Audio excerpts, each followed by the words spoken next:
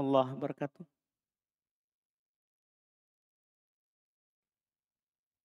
Innal hamdalillah nahmaduhu wa nasta'inuhu wa nastaghfiruh wa na'udzu billahi min syururi anfusina wa min sayyiati a'malina. May yahdihillahu fala mudilla lah wa may yudlil fala hadiyalah. Asyhadu an la ilaha illallah wahdahu la syarika lah wa asyhadu anna Muhammadan abduhu wa rasuluh sallallahu alaihi wa ala alihi wa ashabihi wa man tabi'ahum bi ihsan ila yaumiddin, amma ba'd. Alhamdulillah, kembali kita melanjutkan kajian kitab Karomatul Aulia karya Syekh Abdul Fida Abdul Raqib Al-Ibbi hafizahullahu ta'ala. Di malam hari ini kita membaca karomahnya Tolhah ibn Ubaidillah. Karomahnya Tolhah ibn Ubaidillah yang kita sebutkan sebelumnya termasuk dari sahabat yang disebutkan oleh Nabi SAW sebagai penghuni surga. Kata Nabi, wa Tolhah fil jannah. Tolhah itu berada dalam surga. Kita lihat karomahnya, kemuliaan yang beliau dapatkan dan diperlihatkan oleh Allah Subhanahu wa taala, apa yang tidak diperlihatkan kepada yang lain. Beliau sebutkan dengan sanadnya dari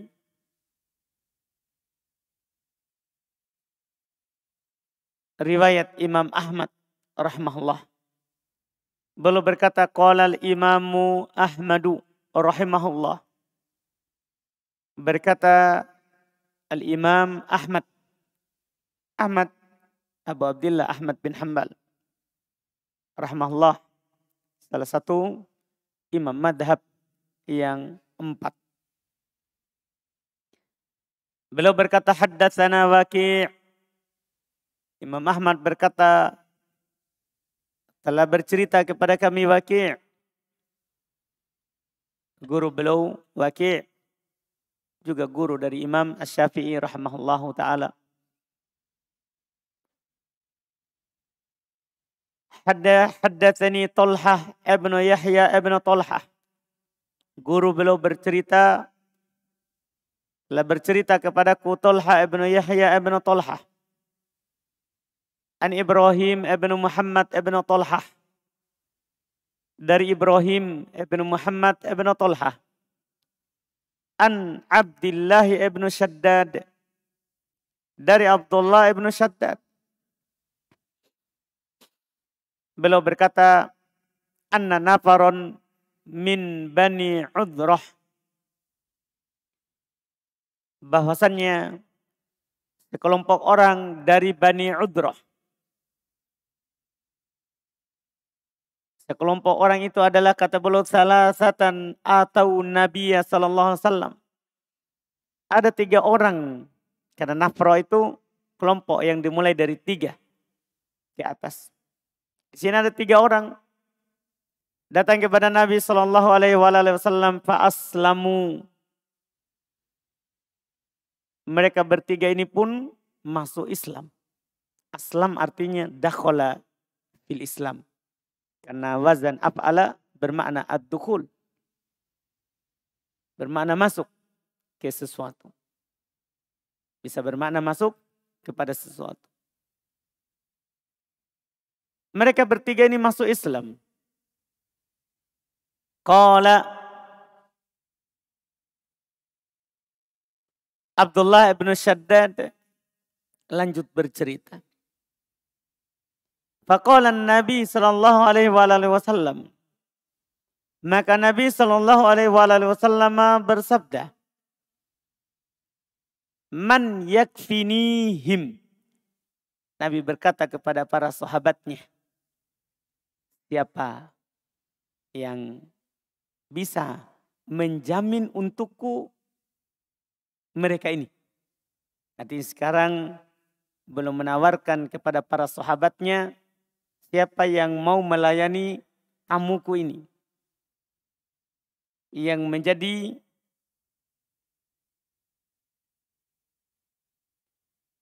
pelayan yang memenuhi kebutuhannya.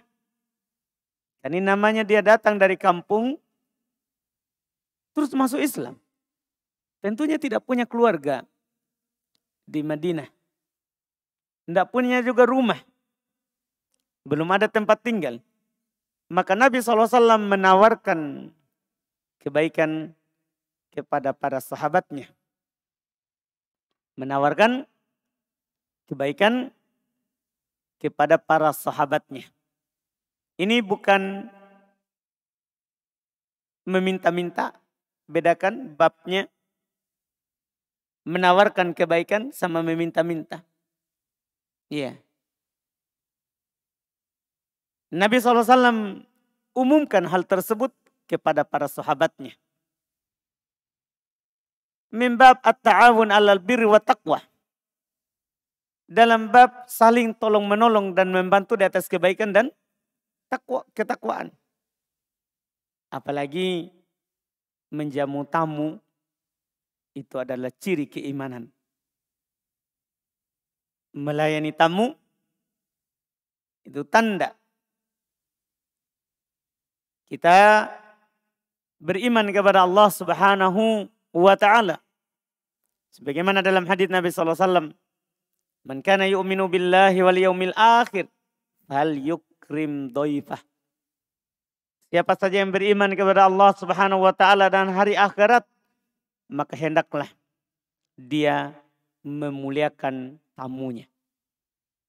Melayani tamu, menjamin kebutuhannya, masuk dalam keimanan. Masuk dalam keimanan. Ketika Nabi SAW menawarkan hal tersebut, qala Tolhah ana. Langsung Tolhah, yang tadi Tolhah ibn Ubaidillah. Dia bilang saya. Iya. Kanu inda Tolhah. Maka mereka 3 orang tadi tinggal di Tolhah. Ini bukan 3 hari yang belum layani, tapi memang tinggal di rumahnya. Faba'atan Nabi sallallahu alaihi wasallam ba'atan. Maka Nabi sallallahu alaihi wasallam mengutus sebuah pasukan. Akharaja fihi ahaduhum. Maka salah satu dari tadi itu 3 yang masuk Islam keluar ikut pasukan itu. Salah satunya. Fastushhida. Dia pun mati syahid. Meninggal di atas kebaikan. Masuk Islam. Pas diutus pasukan. Dia ikut. Dia ikut. Dan dia meninggal. Mati syahid. Tsumma ba'atha ba'than. Kemudian setelah itu beliau utus lagi pasukan yang kedua. Fakharaja fihim akhar. Maka salah satunya lagi keluar bersama pasukan tersebut. Ini orang yang kedua. Fastushhida. Maka dia pun mati syahid.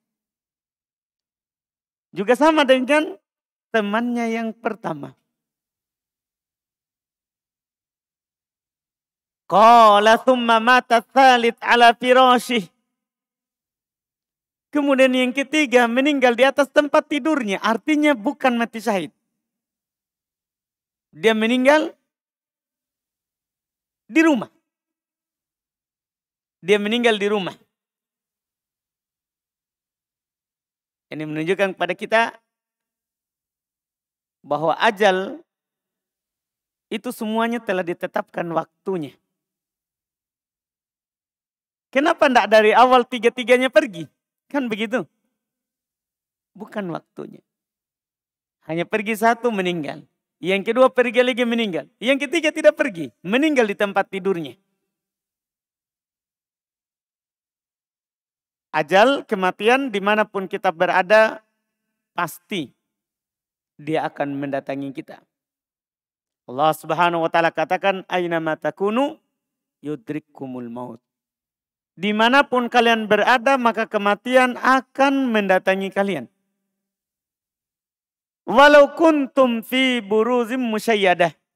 Walaupun kalian berada di benteng yang sangat kokoh, itu kematian pasti datang. Bahkan kalau kematian itu, takdir kita itu bukan di tempat yang kita tinggal, kita akan pergi ke tempat yang kita akan meninggal padanya. Kata Nabi sallallahu alaihi wasallam, "Innallaha idza arada qabdha 'abdin bi ardin ja'ala lahu ilaiha hajah."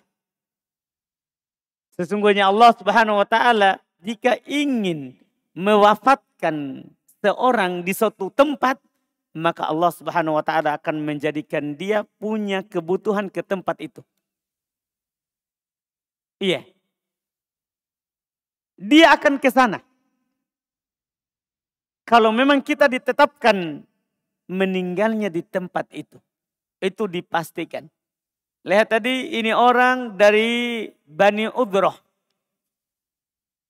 Datang Islam, masuk Islam.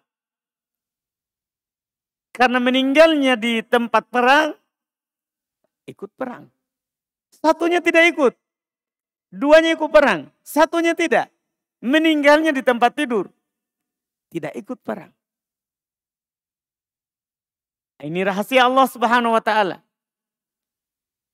Kapan kita ditetapkan, di mana itu waktunya, tempatnya, dan kapan waktunya, kita pasti ke situ.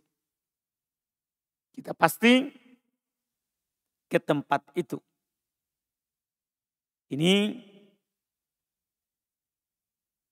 terkait dengan hikmah yang kita ambil di kisah 3 orang ini. Yang masalah berikutnya. Karena karomanya Tolhah belum datang. Qala Tolhah. Berkata Tolhah ibn Ubaidillah radhiyallahu ta'ala anhu, "Fara'aitu haula'i thalathata alladhina kanu 'indi fil jannah." Saya melihat 3 orang yang sebelumnya tinggal di tempatku, semua mereka dalam surga. Subhanallah. Ini masalah perkara gaib. Dia perlihatkan surga. Bahkan dia perlihatkan orang yang meninggal, dia di surga. Ini karomanya, kemuliaannya. Dan ini juga berita gembira untuk 3 orang tadi itu. Bahwa orang yang masuk Islam itu dipastikan surga. Kecuali yang tidak mau. Sebagaimana dalam hadits Nabi SAW. Hadits Abu Hurairah. Kullu ummati yadkhulul jannata illa man aba. Setiap umatku pasti akan masuk ke dalam surga kecuali yang tidak mau. Rasulullah SAW ditanya, "Waman ya'ba ya Rasulullah?" Siapa yang tidak mau masuk surga wahai Rasulullah? Kata Nabi SAW, "Man ata'ani dakhalal jannah, waman asani faqad aba." Siapa yang taat kepadaku itulah yang akan masuk surga. Tapi siapa yang durhaka itulah yang tidak mau. Siapa yang durhaka, tidak taat kepada wahyu yang diwahyukan oleh Allah Subhanahu wa taala kepada nabinya, itulah yang tidak mau masuk surga. Lihat 3 orang ini masuk Islam, meninggal. 2 orang meninggal karena perang, mati syahid. 1 orang di tempat tidur. Tapi itulah Islam. 3-tiganya masuk surga. Bahkan kita akan lihat sebentar siapa yang paling utama dari 3 itu. Siapa yang lebih utama dari 3 itu. Jadi sekarang ini kemuliaannya Tolhah. diperlihatkan kepadanya surga. Masih hidup orangnya. Dan dia melihat tadi yang bermalam di rumahnya itu di dalam surga. Iya. Kemudian beliau bercerita lebih lanjut lagi. Fara'aitul mayyita ala firashihi amamahum. Ini yang mengherankan. Kata Tolha, saya melihat yang meninggal di atas tempat tidurnya itu yang terdepan. Lebih terdepan daripada itu dua. Yang meninggal di perang. Iya. Wa ra'aitul ladzi istushhida akhiran yali. Saya melihat yang mati syahid. Yang mati syahid kedua itu setelah yang meninggal di atas tempat tidur. Artinya lebih duluan, lebih depan lagi daripada yang mati syahid duluan. Wa ra'aitul ladzi istushhida awwalahum akhirahum. Saya melihat orang yang meninggal pertama dari tiga tadi itu adalah yang paling terakhir dari mereka. Jadi yang paling utama yang meninggal di atas tempat tidur. Setelah itu yang meninggal mati syahid yang kedua. Setelah itu yang paling pertama. Susunan keutamaannya, kedudukannya di dalam surga. Faqala fadaqali min dalik. Fadaqalani min dalik. Dia berkata, hal itu mengganggu pikiranku. Masuk sesuatu dalam diriku. Artinya membuat saya resah. Kan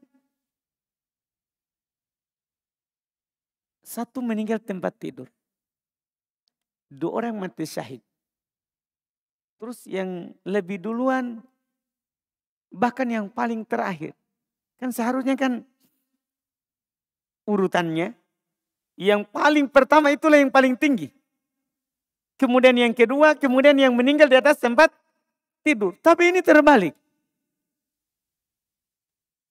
Iya. Maka beliau berkata, hal itu mengganggu saya. Mimpi itu membuat beliau berpikir, kenapa bisa seperti itu? Tentunya para sahabat sangat mudah untuk mendapatkan jawabannya.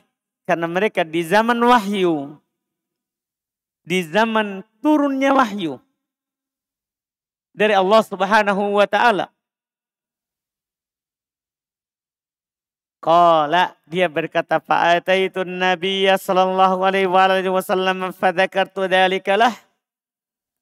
Saya pun langsung mendatangi Nabi sallallahu alaihi wasallam dan saya sebutkan hal tersebut kepada Nabi. Dia bercerita tentang tiga orang tadi yang dia lihat. Semuanya berada dalam surga. Yang paling tinggi kedudukannya meninggal di atas tempat tidurnya. Kemudian yang meninggal yang kedua, kemudian yang meninggal yang pertama. Kemudian yang meninggal yang pertama. Dia belum sebutkan itu. Aqala Rasulullah SAW. Maka Nabi SAW berkata kepadanya, wa ma ankarta min dzalika laisa ahadun afdal indallahi min mu'min yu'ammaru fil islami li tasbihihi wa takbirihi wa tahlilihi. Subhanallah. Inilah yang membuatnya utama. Wa ma ankarta min dzalik. Dan apa yang kamu ingkari dari hal tersebut, artinya tidak perlu kamu ingkari itu. Jangan kamu merasa aneh. Tidak perlu kamu herankan itu. Sesungguhnya tidak ada yang lebih utama di sisi Allah daripada seorang mukmin, daripada seorang mukmin yang diberikan umur panjang di dalam Islam, dia bertasbih, bertakbir, bertahlil. Dia mengucapkan subhanallah. dia mengucapkan Allahu Akbar, dia mengucapkan La ilaha illallah. Tidak ada yang lebih utama daripada itu. Bahkan lebih utama daripada yang berjihad 2 orang tadi. Ini yang meninggal di atas tempat tidur. Kenapa dia lebih utama? Karena umurnya lebih panjang. Dibandingkan tadi yang 2. Kenapa itu yang meninggal terakhir di medan perang lebih utama daripada yang meninggal pertama? Karena umurnya lebih panjang daripada yang meninggal pertama. Mungkin bisa dipahami? Tidak ada yang lebih utama di sisi Allah daripada orang yang diberikan umur panjang dan dia pakai untuk berzikir kepada Allah. Itulah yang paling utama. Kata Nabi SAW dalam hadis yang lain, khairun nas man tala umuruhu wa hasuna amaluh wa syarrun nas man tala umuruhu wa si'a amaluh. Orang yang paling baik adalah orang yang panjang umurnya, bagus amalannya. Itu orang yang paling baik. Orang yang panjang umurnya, bagus amalannya. Itu syaratnya. Panjang umur, bagus amalannya. Itu orang baik. Tandanya, cirinya. Wa syarrun nas, sementara orang yang paling buruk adalah man tola umuruhu wa si'a amaluh. Siapa yang panjang umurnya tapi buruk amalannya. Itu ciri orang buruk. Itu ciri orang buruk. Makanya ini lihat. Yang terbaik dari mereka yang mana? Dari 3 orang ini. Yang meninggal di atas tempat tidur. Kenapa bisa dia yang terbaik? Karena lebih panjang umurnya daripada tadi yang 2. Dan umurnya itu dia gunakan untuk bertasbih, bertakbir, bertahlil. Berzikir kepada Allah Subhanahu wa ta'ala. Dalam hadis riwayat Imam Muslim, para sahabat Nabi SAW yang diberikan kecukupan dari sisi harta, mereka melombai saudara-saudara mereka yang tidak diberikan kecukupan terkait dengan harta. Mereka melombainya dengan banyaknya sedekahnya. Datang kepada Nabi SAW orang-orang yang tadi yang miskin. Berkata kepada Nabi SAW, "Dhahaba ahlud duthur bil ujur." Telah mendahului kami orang-orang yang memiliki harta dengan banyak pahala. Mereka mengadukan hal tersebut kepada Rasulullah SAW. Maka Nabi SAW berkata kepada mereka, maukah kalian saya tunjukkan sesuatu amalan yang kalian lakukan, maka kalian akan melombai saudara-saudara kalian yang kaya. Mereka tentunya mau. Nabi SAW katakan, kalian bertasbih, bertahmid, bertakbir setelah sholat. Ini ucapan subhanallah, alhamdulillah, Allahu Akbar setelah sholat. Itu lebih baik daripada harta sedekah yang orang sedekahkan di jalan Allah Subhanahu wa ta'ala. Maka mereka pun melakukannya. Tapi hal itu didengar juga oleh orang-orang kaya. Dan mereka juga melakukan apa yang mereka lakukan. Sehingga mereka datang kali yang kedua, mengeluhkan hal tersebut kepada Nabi SAW. Tapi Nabi SAW hanya menjawab kepada mereka, dzalika fadlullahi yu'tihi may yasha. Itulah keutamaan yang Allah Subhanahu wa ta'ala berikan kepada siapa yang dikehendakinya. Artinya kita hanya bisa melakukan apa yang kita mampu. Kalau sudah seperti itu, inilah hal yang utama. Makanya Nabi SAW menjelaskan kepada Tolhah, yang kamu ingkari itu bukan sesuatu yang aneh.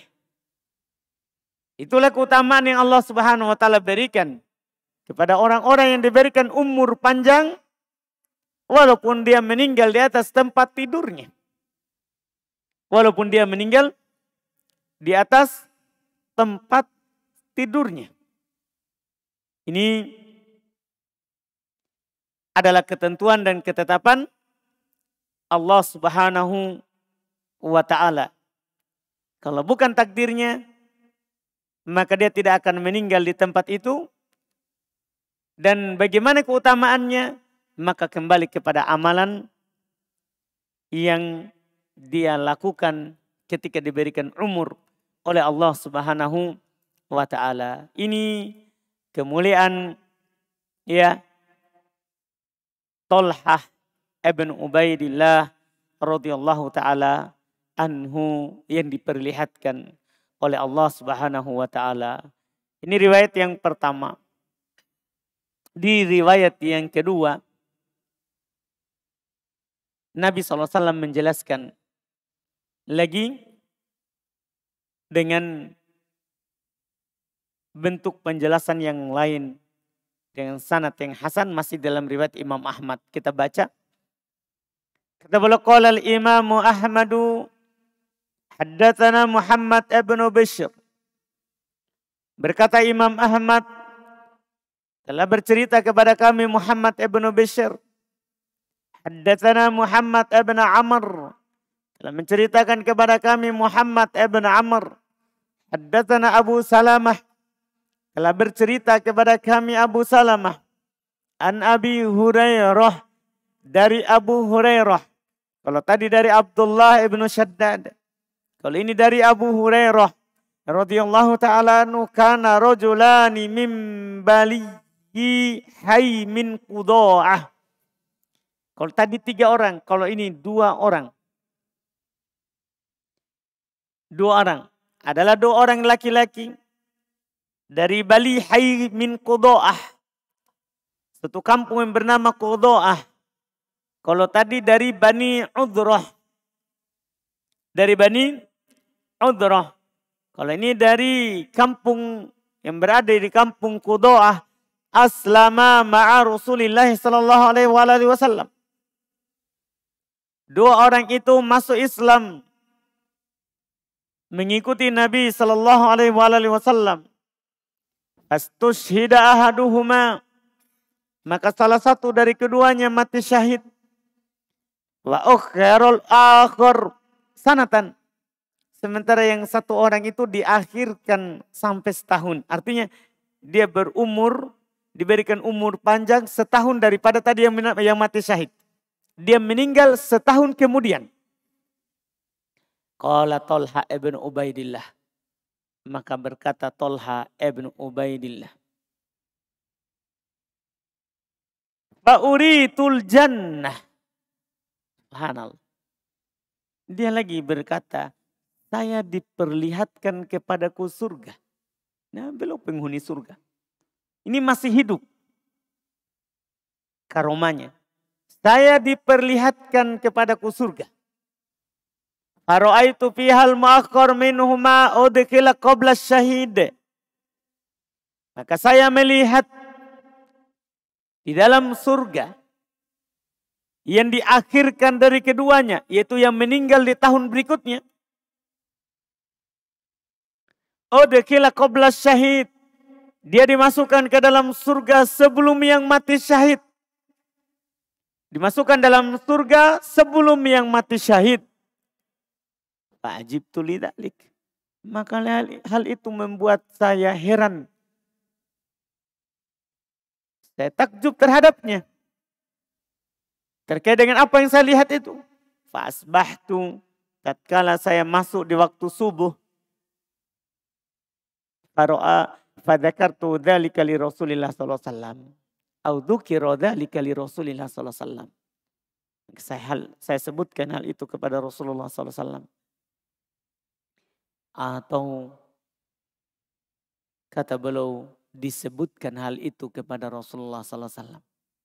Faqala Rasulullah, maka Rasulullah sallallahu alaihi wasallam berkata menjelaskan keheranannya untuk mengangkat keheranannya Tolha. Alaysa qad shauma ba'dahu Ramadan? Bukankah itu yang hidup telah berpuasa setelah orang meninggal itu bulan Ramadan? Itu perbedaannya. Tadi yang meninggal kan tidak sempat berpuasa. Masuk Islam, mati syahid. Yang kedua, masuk Islam, hidup setelahnya setahun. Berpuasa di bulan Ramadan. Dapat Ramadan. Wa shallata sittata alaf rak'ah. Dan dia telah sholat 6.000 rakaat. Ya, hitung setahun. Iya. Au kada wa kada rak'ah sholat sunnah. Atau demikian rakaat sholat sunnah. Maksudnya itulah yang membuatnya lebih utama daripada yang mati syahid. Dari sini kita bisa pahami bahwa amalan itu walaupun sunnah jangan disepelekan. Kita lakukan selama kita mampu.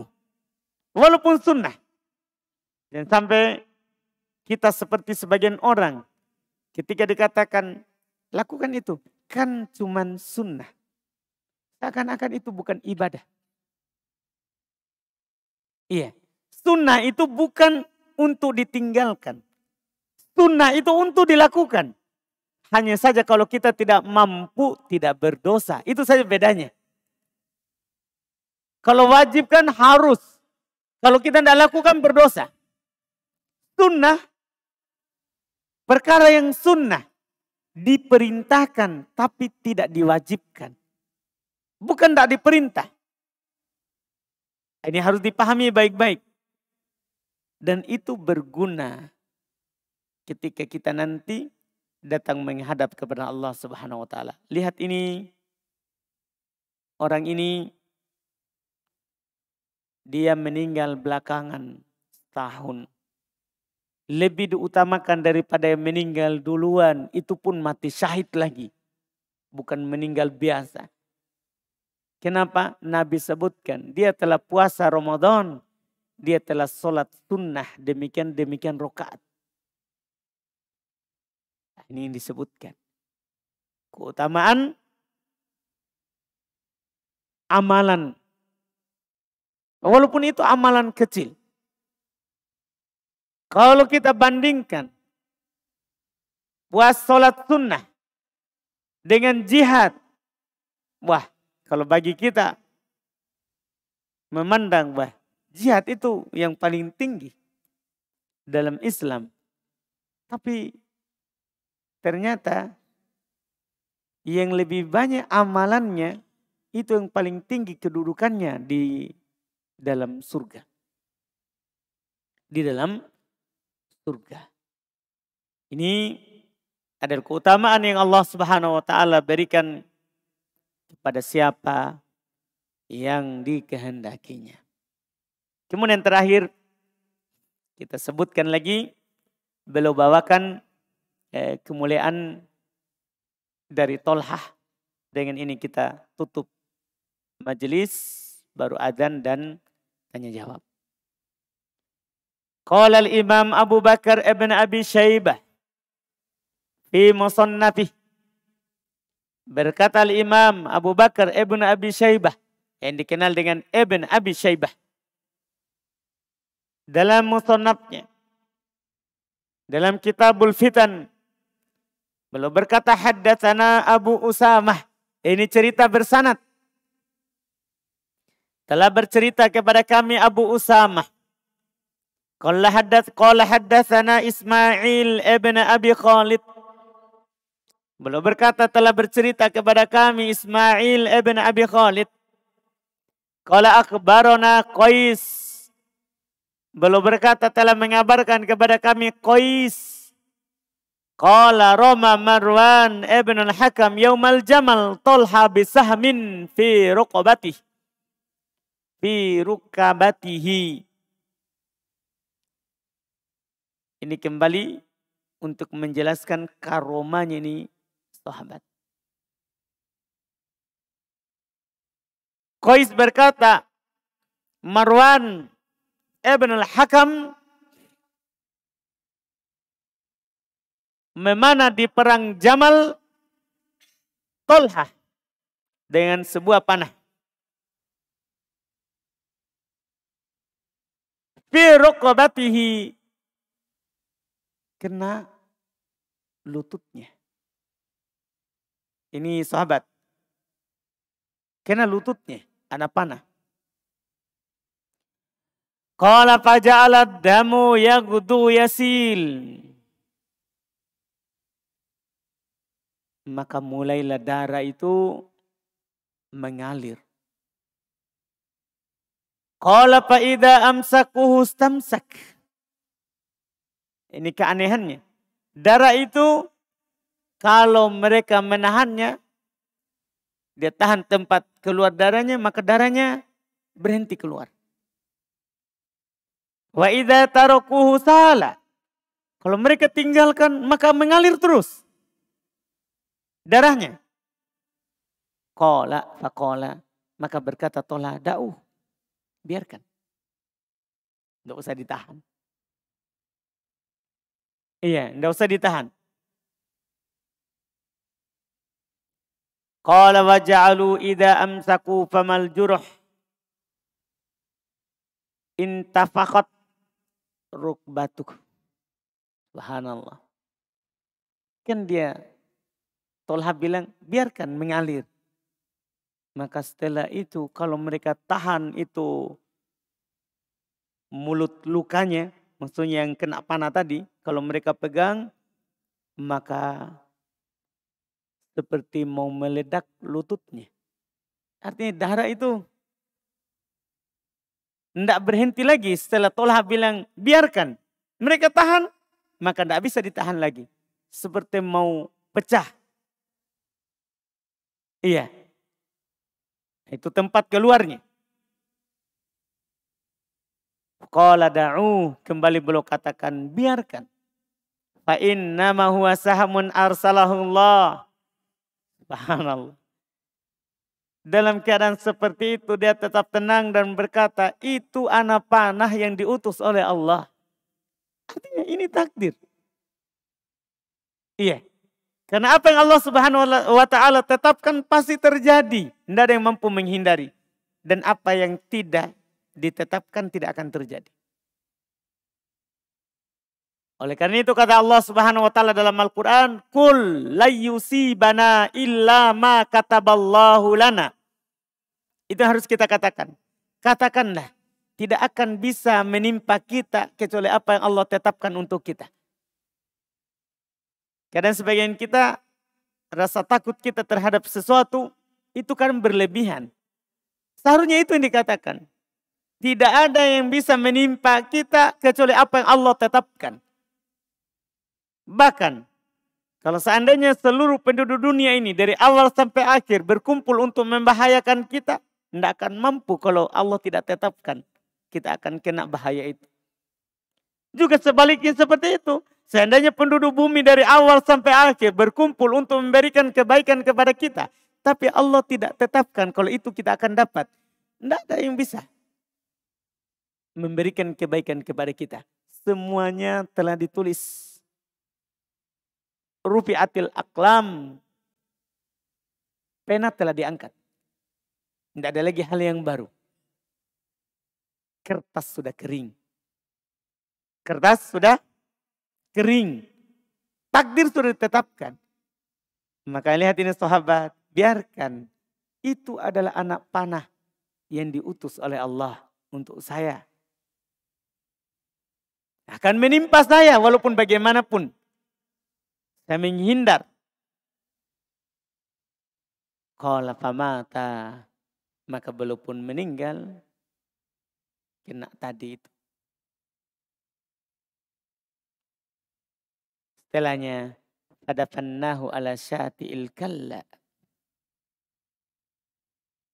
Waktu itu beliau kata para temannya, kami menguburnya di pinggir, ya, ada semacam aliran air yang biasa di situ tumbuh-tumbuhan yang hijau di atasnya.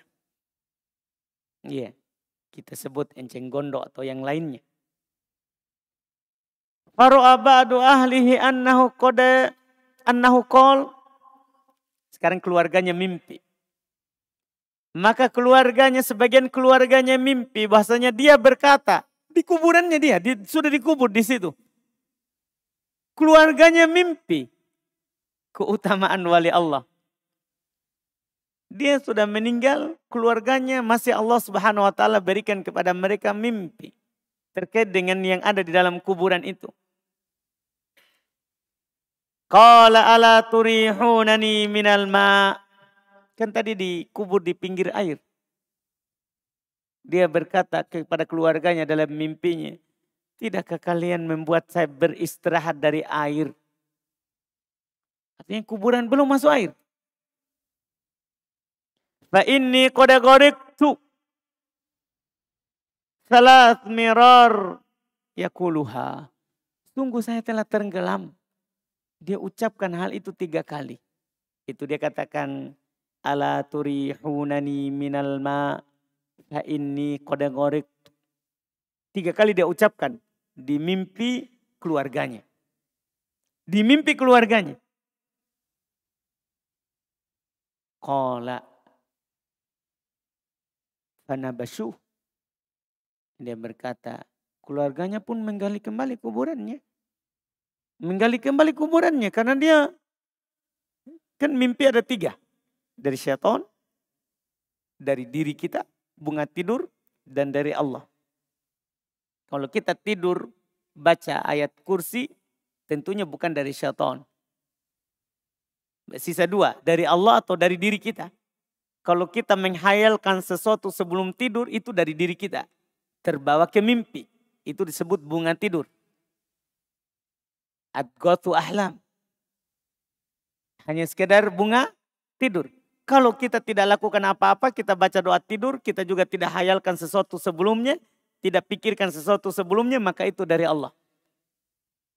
Dengan mimpi itu mereka menggali kuburannya Tolha. Ini kemuliaan orang wali, ini kemuliaan wali Allah Subhanahu wa ta'ala. Tidak hanya di dunia, tapi setelah dikuburkan. Mereka pun menggalinya, fa'idah huwa aqdar kassalqa. Ternyata sudah penuh, betul. Sudah penuh. Itu yang tumbuhan yang hijau di atas air dalam kuburannya. Di dalam. Fanazafu anhul ma thumma astakhraju. Maka mereka menyingkirkan airnya dan mereka keluarkan kembali jasadnya. Fa'idha ma yalil ardu min lihiyatihi wa wajhihi qad akalatul ard.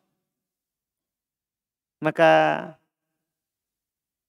apa yang langsung menyentuh tanah dari jenggot dan wajahnya telah dimakan oleh tanah. Artinya jasadnya masih utuh. Jasadnya masih utuh. Iya.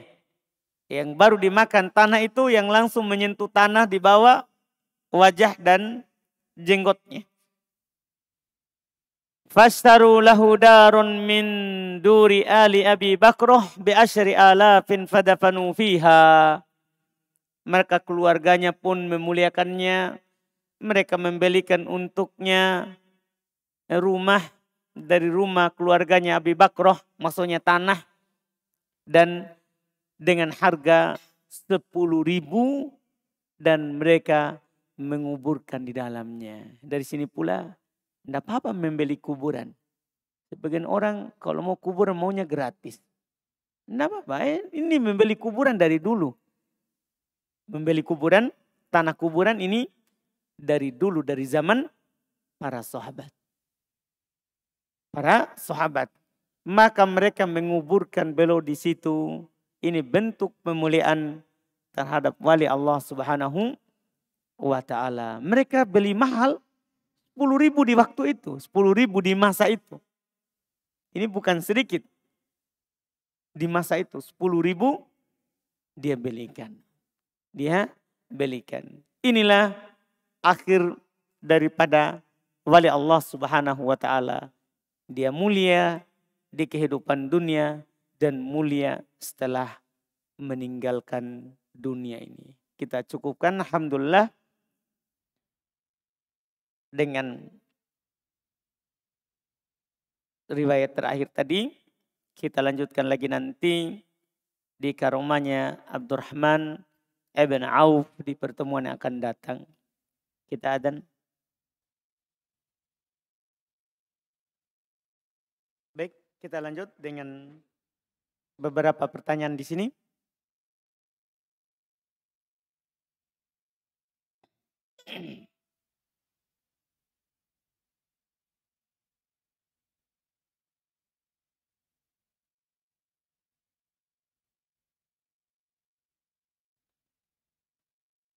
Ini ada pertanyaan, apakah termasuk kesyirikan menonton, membaca, memainkan yang ada kesyirikan di dalamnya?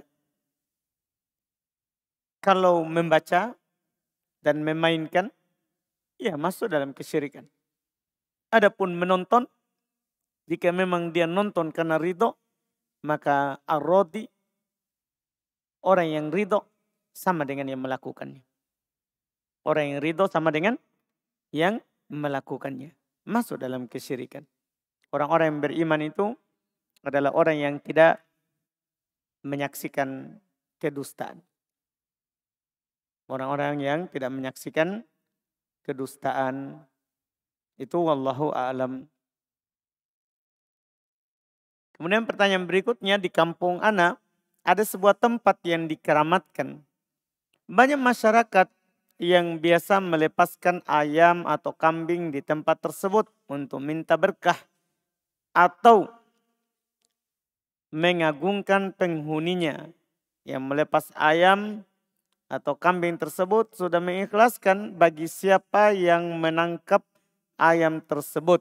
Bagaimana status ayam tersebut? Bolehkah saya mengambilnya? Tidak dibolehkan, haram. Ya, haram mengambil sesuatu yang diperuntukkan untuk kesyirikan. Yang diperuntukkan untuk kesyirikan. Sembelih saja, yang disembelih atas nama Allah tapi untuk kesyirikan.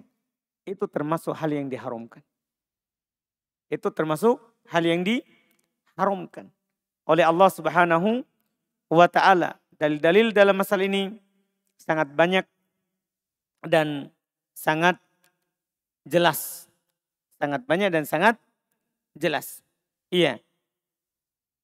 Di antara yang disebutkan adalah yang paling sering oleh para ulama kita untuk menunjukkan hal ini adalah hal yang diharamkan adalah ayat ketika Allah Subhanahu wa ta'ala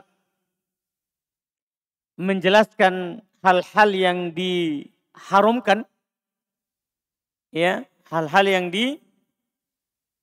diharamkan, yang mana setelah disebutkan semua itu, maka Allah menyatakan agama telah sempurna. Itu dalam surah Al-Ma'idah ayat 3. Surah Al-Ma'idah ayat 3. Hurimat alaikumul maitata. Itu yang pertama. Diharamkan kepada kalian maitah, bangkai. Definisi maitah adalah apa yang disembeli tidak disebut nama Allah. Itu namanya bangkai. Diharamkan bagi kalian bangkai. Waddamu, darah. Disebutkan di ayat yang lain, damun masfuh, darah yang mengalir. Ketika kita gorok, bismillah Allahu Akbar, mengalir darahnya. Darah yang mengalir itu haram dimakan. Adapun yang tidak mengalir, seperti yang tinggal di daging, yang tinggal di hati, ya, dari hewan itu, maka halal. Ini darah yang mengalir. Ini yang diharamkan yang kedua. Yang ketiga, walahmul khinzir. Daging babi. Daging babi. Kemudian yang keempat, ini yang menjadi poin kita di malam hari ini, dalil terkait dengan apa yang ditanyakan. Kata Allah Subhanahu wa taala, "Wa ma uhilla li ghairillahi bih." Dan apa yang disembelih untuk selain Allah. Disembelih saja dengan nama Allah tapi untuk selain Allah haram. Sama juga yang dilepas untuk selain Allah. Kan ilahnya karena untuk selain Allah. Bukan sembelihnya. Bukan sembelihnya. Ilahnya. Kenapa haram? Karena dia gunakan, dia sumbang untuk selain Allah. Haram hal tersebut kita makan. Walaupun nanti kita tangkap, kita sembelih. Bismillah. Haram. Itu haram. Ini terkait dengan yang ditanyakan tadi. Wallahu a'lamu.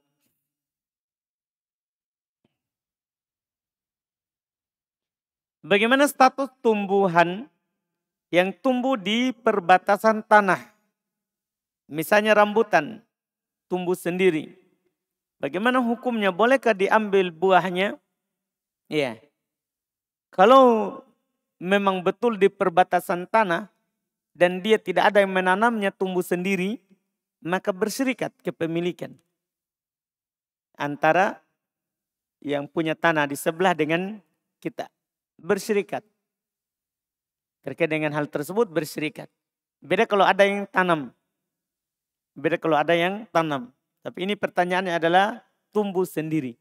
Maka statusnya adalah milik bersama. Milik bersama. Wallahu a'lam.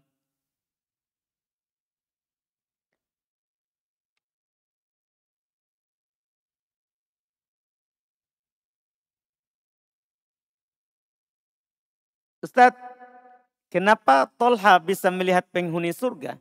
Bukankah surga nanti diisi setelah penimbangan amalan selesai? Iya, surga kan sudah ada dari dulu. Kan sudah pernah ditempati oleh Adam. Iya kan? Penghuni surga yang dihukumi sebagai penghuni surga, mereka ada dalam surga. Mereka ada dalam surga. Ruh dan jasad mereka ada di kuburannya. Tapi mereka ada di surga. Mereka sudah ada di surga.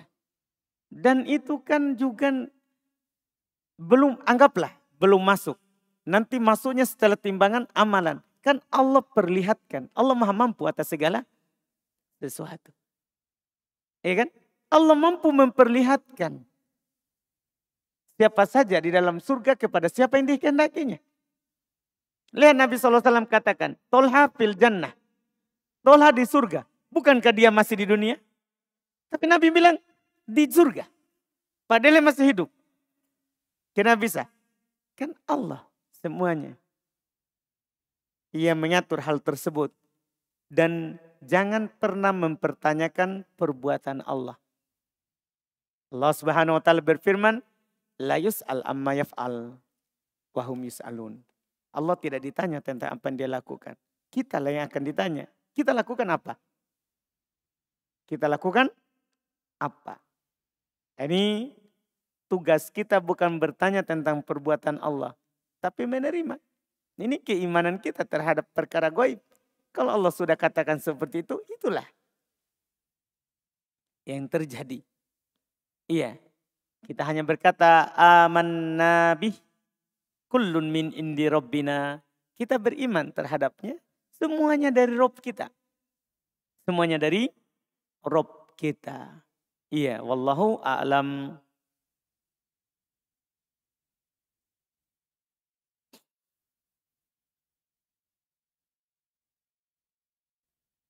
Mana yang lebih utama dan lebih banyak pahalanya?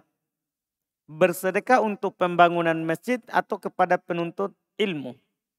Iya. Kalau kita bertanya lebih utama kepada penuntut ilmu. Kan manfaatnya lebih luas. Bukan hanya penghuni satu masjid, tapi penghuni banyak masjid. kalau ilmu. Kalau masjid kayak bagi orang yang datang ke masjid. Tapi kalau ilmu, anggaplah ini seorang yang kita infakkan kepadanya sesuatu. Dia belajar, dia mengajar di masjid sini. Dia juga mengajar di masjid lain. Jemaahnya tidak pernah ke masjid sini. Manfaatnya lebih luas. Apa yang lebih luas manfaatnya, maka itu yang lebih luas keutamaannya. Maka itu yang lebih luas keutamaannya. Wallahu alam.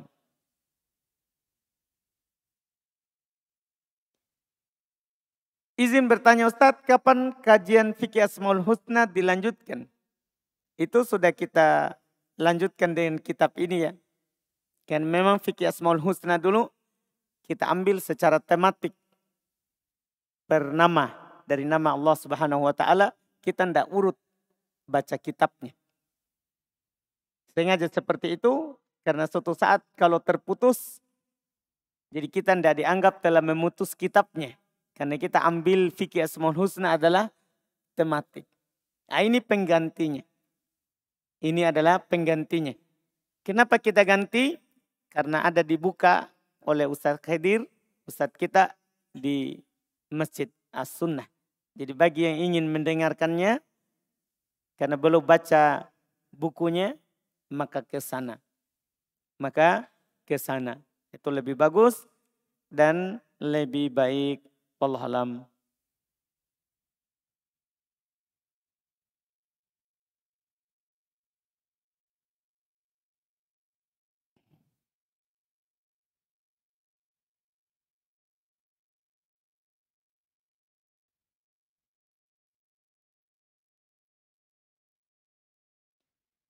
Apa hukum asuransi mobil pada titik-titik syariah?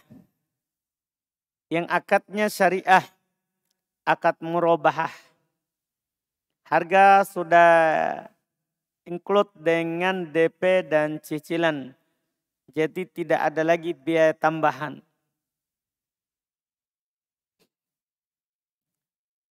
Banyak hal yang perlu ditanyakan kepada yang menanyakan ini.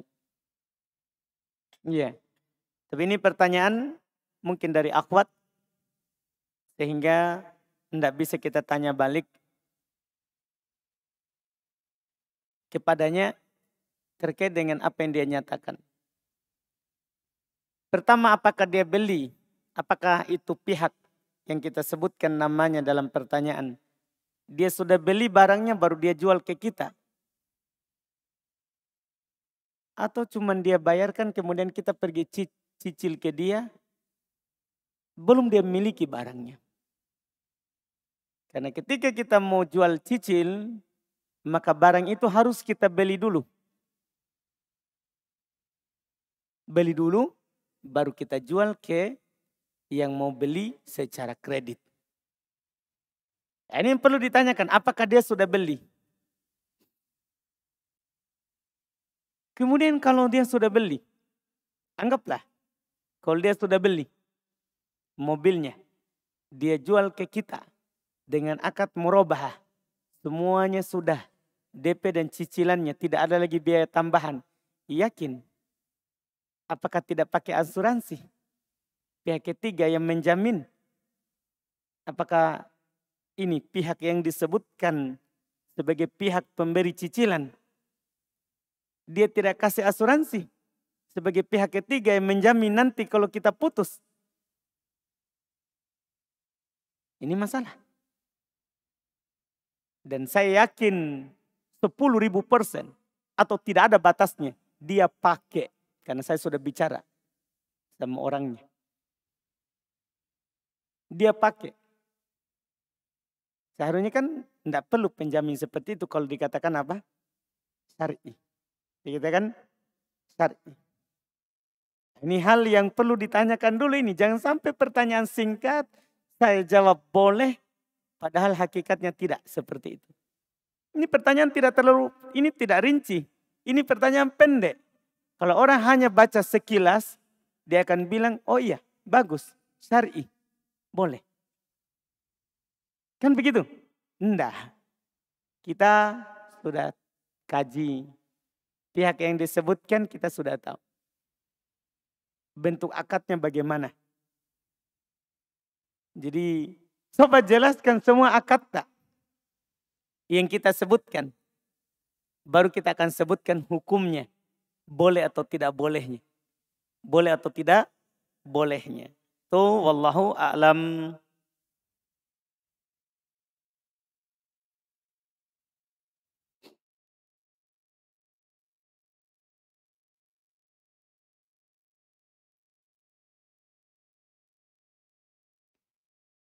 Ada doanya, saya kalau marah tidak bisa kontrol. Iya.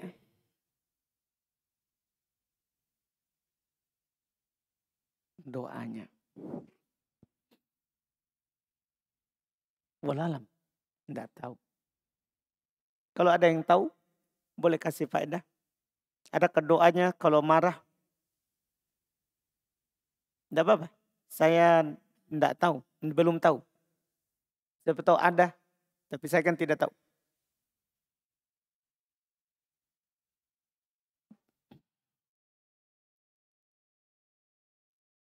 Yang saya tahu, kalau kita marah, kita ubah posisinya. Kalau marah saat berdiri, duduk. Kalau marah saat duduk, berbaring. Berbaring. Kalau doanya, wallahualam. Tapi siapa yang tahu, bisa kasih faedah.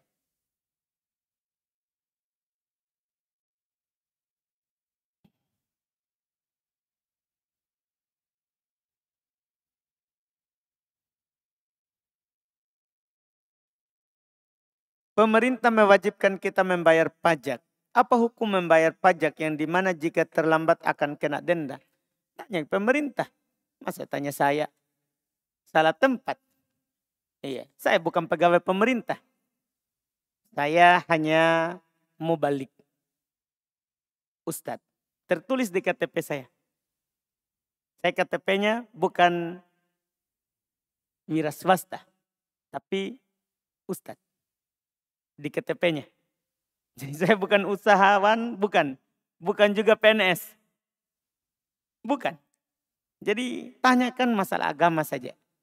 Kalau masalah urusan sama pemerintah, tanyakan kepada pemerintah. Sebentar kita ditilang pergi. Ustadku bilang tidak boleh. Hubunganku dengan pajak. Kan salah. Salah. Iya. Kita bukan orang yang suka berbicara di mimbar, di majelis meja taklim terkait dengan pemerintah. Kalau memang ada kesalahannya, pergi ke pemerintahnya, ambil tangannya, duduk berdua, nasihati. Bukan di mimbar. Itu kebiasaan orang-orang pergerakan dari Ikhwanul Muslimin dan semisalnya. Kita jangan biasakan seperti itu.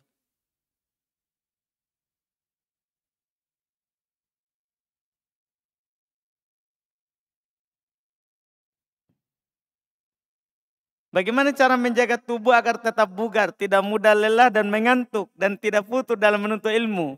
Aduh, kalau agar tetap bugar, nggak tahu ini siapa yang tahu. Coba ke pelatih badan.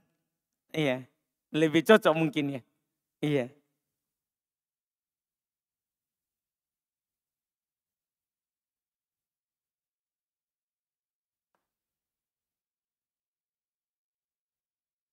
Apakah hadis terakhir tadi menunjukkan bahwa tidak bolehnya mengubur seorang di tempat yang berair? Iya, pada asalnya seperti itu. Tapi kalau darurat tidak apa-apa. Pada asalnya memang seorang itu dikuburkan di tempat yang kering. Tapi kalau darurat tidak ada tempat lain, boleh hukumnya.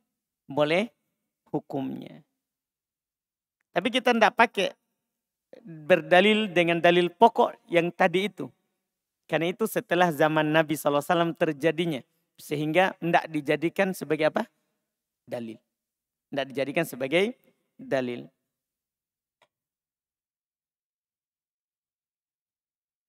Apakah dibolehkan berdoa dengan mengangkat tangan ketika selesai sholat wajib? Kalau yang dimaksudkan seperti yang dilakukan oleh kebanyakan orang, berdoa setelah sholat wajib berjamaah, maka itu termasuk bid'ah. Karena Nabi tidak melakukannya, para khalifah yang 4 tidak juga melakukannya. Para sahabat juga tidak melakukannya. Maka siapa yang mengatakan sunnah berdoa berjamaah setelah sholat fardu dengan mengangkat tangan, maka itu adalah bid'ah. Itu adalah bid'ah. Tapi kalau yang diinginkan oleh si penanya, dia habis sholat 5 waktu, dia ingin meminta kepada Allah, dia lakukan sekali-sekali bukan karena sunnahnya. Dia mau meminta kepada Allah. Tidak apa-apa, boleh. Tidak mengapa. Dibolehkan hal tersebut, wallahu a'lam.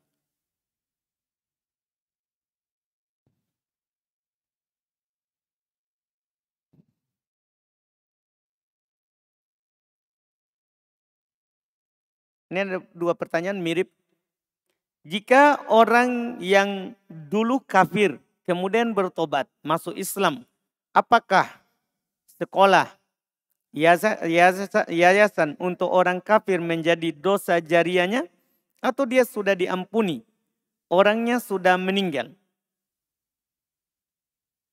Iya. Jika dia sudah bertobat, tentunya diampuni. Karena Nabi SAW bersabda, At-ta'ib minad dzambi kaman la dzambalah. Orang yang bertobat dari dosa seperti orang yang tidak punya dosa. Seperti orang yang tidak punya dosa.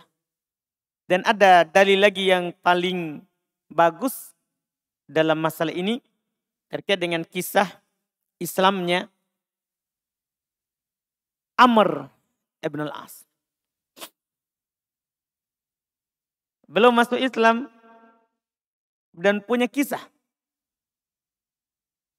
Beliau selalu menghindar dari Nabi SAW. Bahkan keluar dari Mekah karena tidak mau masuk Islam.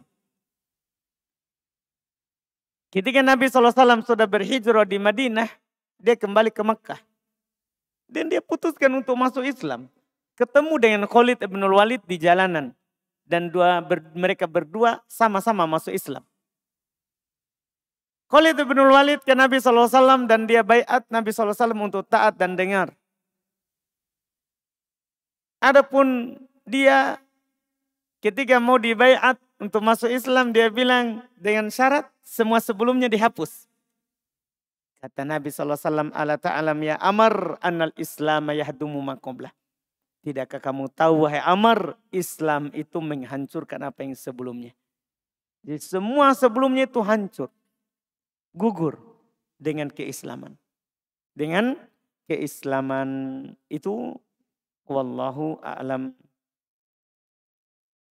Apakah boleh berkurban di 2 tempat berbeda? 100 tempat boleh. Kalau ada yang mau berkurban di 100 tempat yang berbeda, boleh. Berkurban tidak harus di tempat yang sama. Berkurban tidak harus di tempat yang sama. Yang harus ambil dari miskin tempat itu, dari kaya tempat itu, kemudian kembali ke miskin tempat itu zakat. Itu zakat, bukan kurban. Kalau zakat memang Nabi SAW katakan, tu'khadhu min agniyaihim wa turaddu ila fuqaraihim. Diambil dari orang kaya tempat itu dan dikembalikan ke orang miskin tempat itu. Boleh ke tempat lain kalau di sini sudah terpenuhi. Itu kalau zakat. Kalau kurban, bebas. Dimanapun tempatnya boleh kita berkurban. Kalau daerah sana mahal, kita mau kurban di tempat lain yang lebih murah. Yang mampu kita lakukan kurban itu, boleh. Boleh kita kirim ke tempat itu untuk berkurban. Itu wallahu a'lam.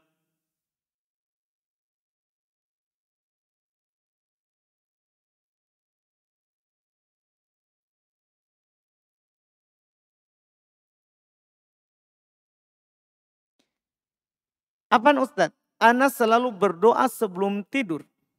Namun qadarullah ana sering mimpi adik ana dan berkata perutnya sakit. Ternyata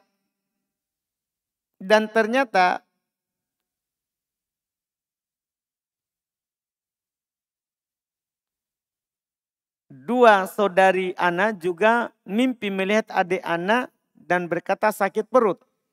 Terakhir mimpi anak, adik anak bilang itu yang kasih sakit saya. Itu yang kasih sakit. Apakah bisa dipercaya Ustadz? Jangan. Jangan sampai itu adu domba kita dengan orang itu. Sebentar kita pergi bunuh itu orang karena buat sakit perut adik kita. Iya. Ini jangan sampai ada permainan seton di situ. Iya. Ada permainan seton di situ. Kita enggak bisa bermain-main dalam hal tersebut untuk menuduh orang. Kecuali memang ada bukti yang nyata. Iya.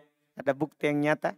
Kalau dia disihir oleh si fulan sehingga sakit perutnya tadinya, itu wallahualam. Itu terkait dengan orang lain, tidak bisa langsung seperti itu.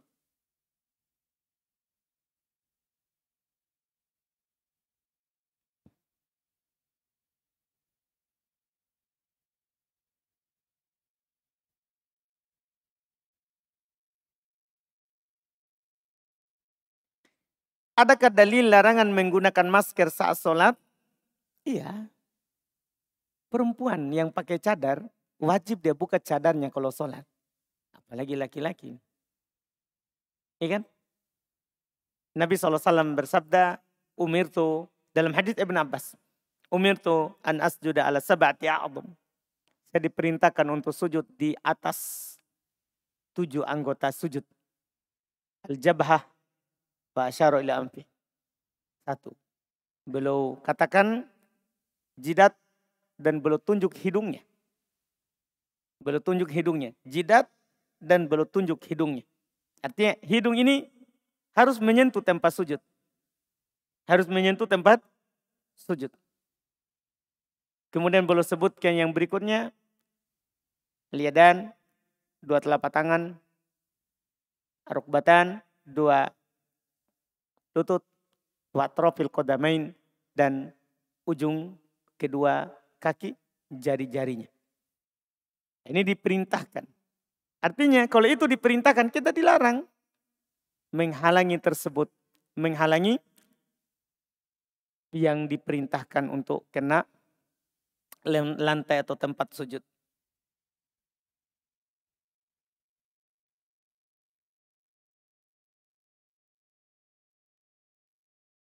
Dan bagaimana penggunaannya dalam sholat mengingat kondisi saat ini sudah aman.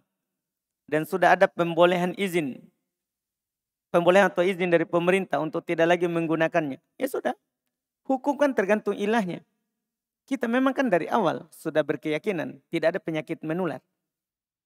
Cuman jangan sampai saudara kita menganggap bahwa dia tertular dari kita. Atau kita sebentar sakit akan berkeyakinan bahwa kita sakit karena dia. Maka kita tutup. Pada dasarnya tidak ada penyakit menular.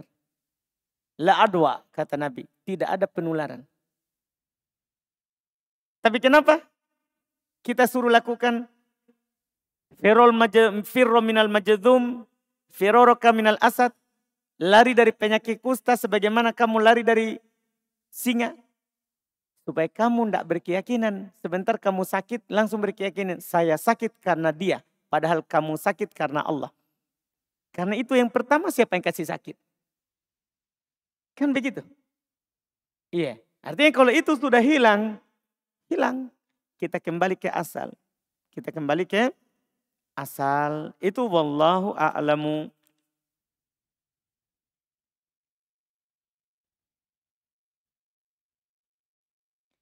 Bagaimanakah apabila kita sering berdoa? Apakah dengan berdoa bisa merubah takdir seorang? Iya, bisa merubah takdir kepada apa yang ditakdirkan. Diubah takdir kita, tapi kepada yang ditakdirkan. Kepada yang ditakdirkan oleh Allah Subhanahu wa taala. Tadinya kita takdirnya ini, tapi kita meminta kepada Allah untuk dihindarkan. Allah kabulkan permintaan kita itu akhirnya dihindarkan. Dihindarkan ini kepada takdir memang sudah ditulis. Hambaku ini akan ditimpa oleh ini. Tapi kalau dia berdoa akan terhindar dan akan ke sini. Itu juga takdir. Itu juga takdir. Karena doa itu adalah takdir juga. Kita berdoa itu juga sudah takdir.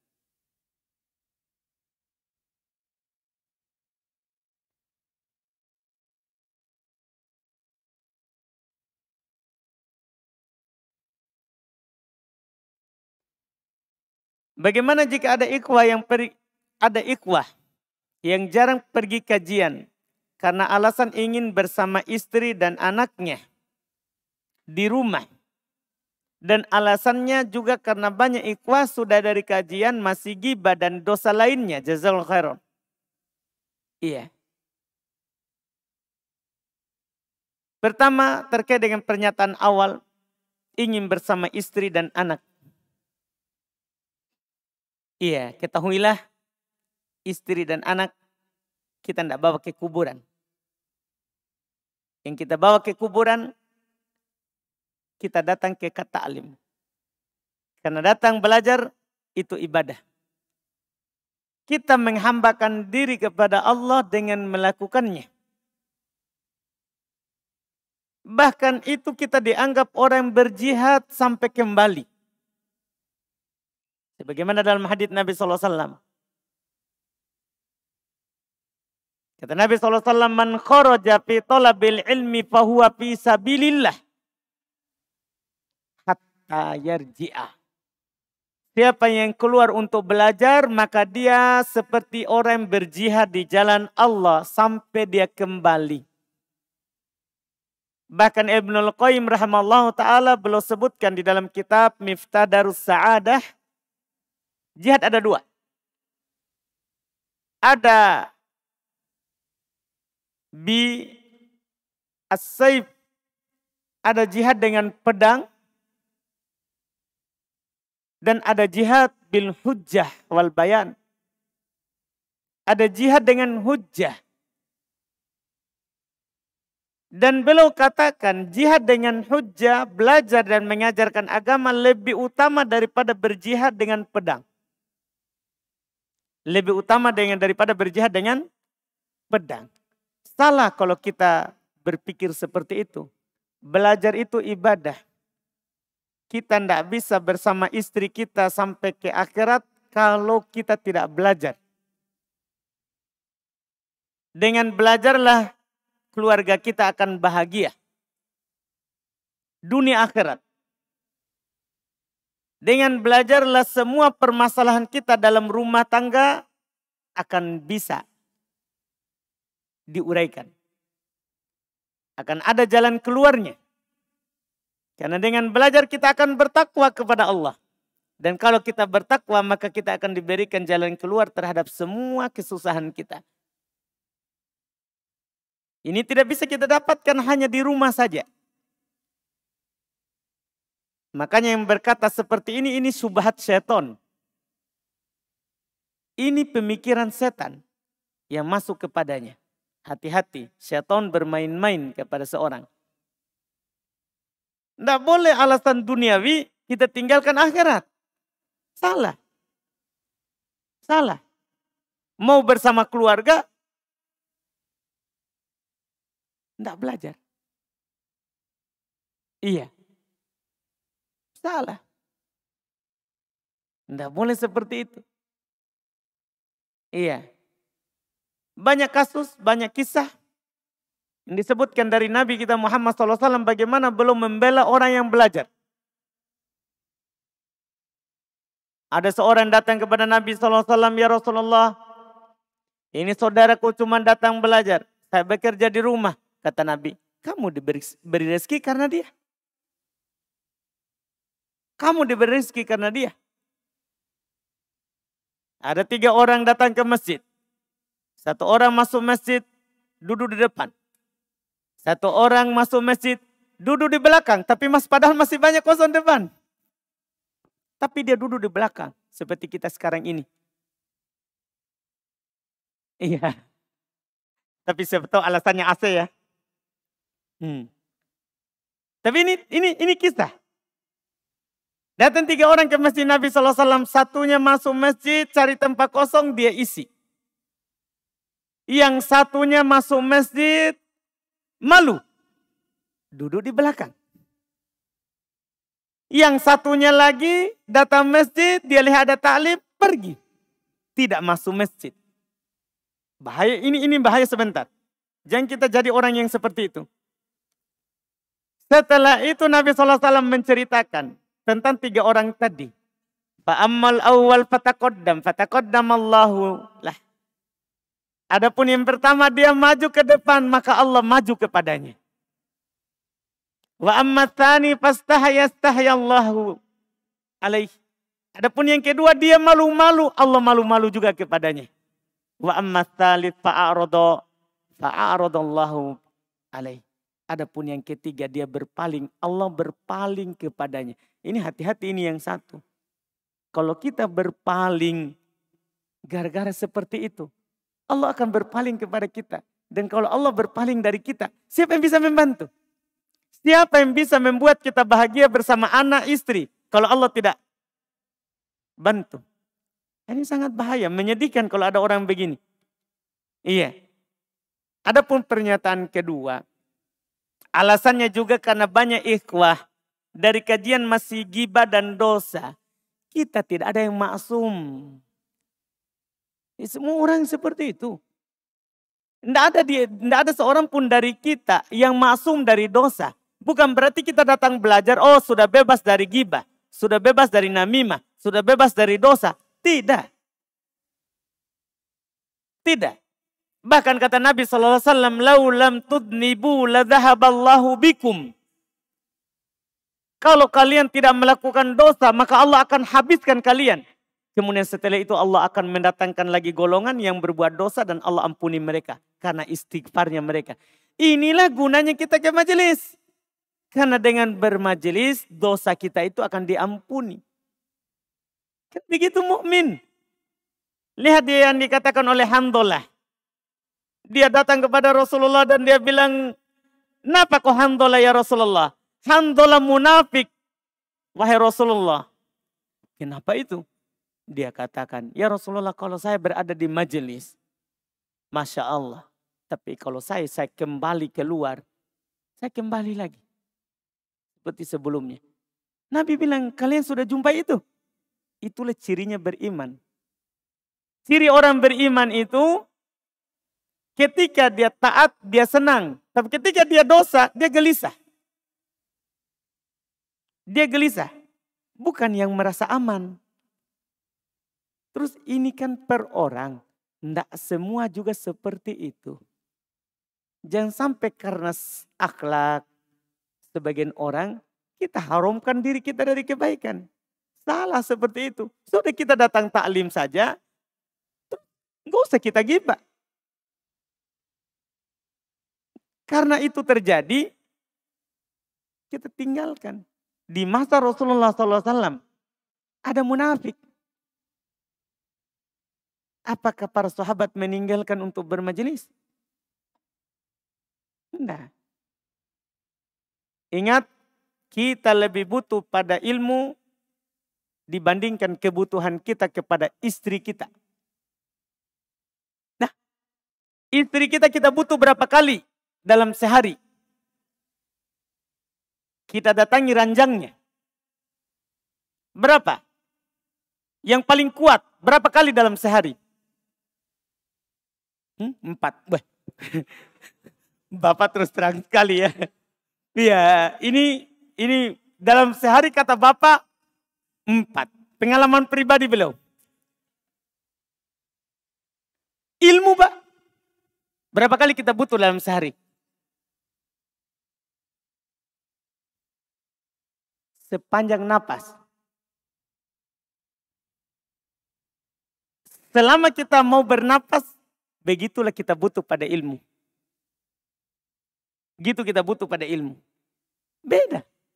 Keluarga, anak. Jangan sampai, Masya Allah, gara-gara istri mau bersama, anak.